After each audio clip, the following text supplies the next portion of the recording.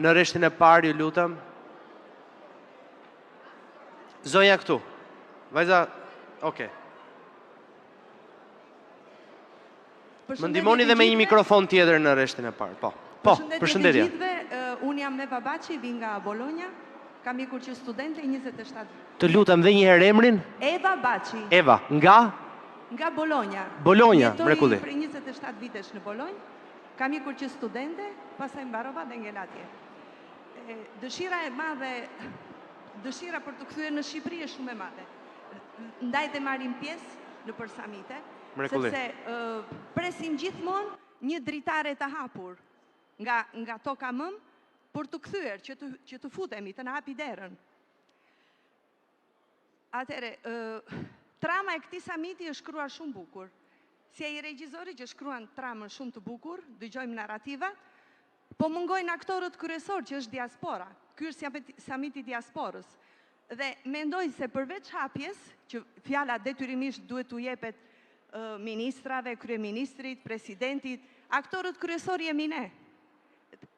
Unë kam shkruar dhe personalisht për të folur, doja që të bëja një diskutim, dhe nuk më dha drejta e fjalës. Kështu që duhet i mbarojmë këto filmat e bukur, që ne vetëm dëgjojmë, po ne aktorët kryesorë nuk kemi të drejtën e fjalës. Kjo është njëra. Si puna ime që kemi, unë kam mbaruar 3 fakultete në Bolognë, kam 2 specializime, si unë dhe shumë të tjerë këtu që vim nga Bologna. Po. Kemi kërkuar shumë herë dhe kontakte të hymë, të japim kontributin tonë, sepse unë punoj 14 orë në ditë në kuesturën e Bolognës, në shërbim të një shteti të huaj, po unë mund të bëj dhe 20 orë, po për vendin tim, dhe jam në vendin tim, sepse kam investuar unë për përgatitjen time, nuk ka investuar Shqipëria. Kjo është gjë e parë. Jo, kjo u bëhe dyta, Eva, po që t'i japim radhën edhe të tjerve, do të ftoja me zemër që t'i lëm kohë të gjithë dhe për nga një pyetja. Pero unë nuk kam vend ku të flas. Eko pse me shumë kënaqësi.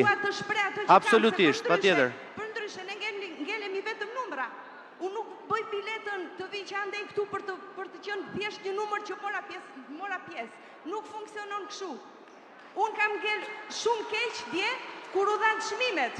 Në krahun tim, ndoshta nuk e njihni, është një nga imprenditorët shqiptar që jep punë 350 familjeve dhe ju nuk dhat një premio.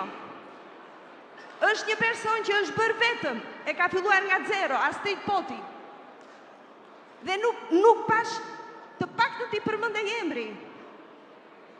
Ju jeni largë realitetit, flas për politikanët. Jeni largë realitetit. Ju nuk jeni afër me ne.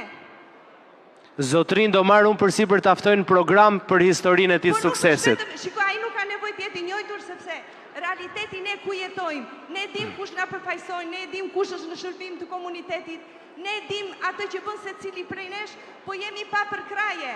Dhe ku nuk të përkrash shteti yt, kur ti nuk jep kontributin në shtetin tënd. Unë për Italinë jam më e përgatitura, po jam thjesht një huaj, dhe pse jetoj 27 vite andej, dhe pse kam cittadinancën. Nuk ka punë, ne duam të kthehemi në vendin tonë. Dhe këto panelet e ndara nuk janë mirë. Ku ishim atje të gjithë secili, gjithë ne aktorët që jemi kryesorët, duhet të flasim, të sjellim problemet, nëse duam konfronto.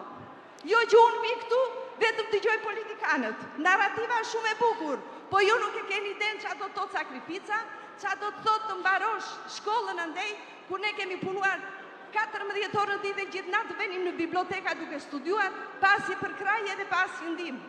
Hapni dyert, sepse Shqipërisë nuk i mungon truri.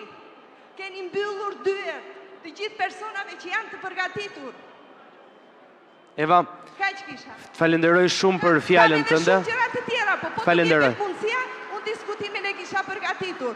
Zoti Daulan Balla, je i pari që je larg, shumë larg realitetit. Votën mund ta kalosh dhe 4 vjet të tjera, po në histori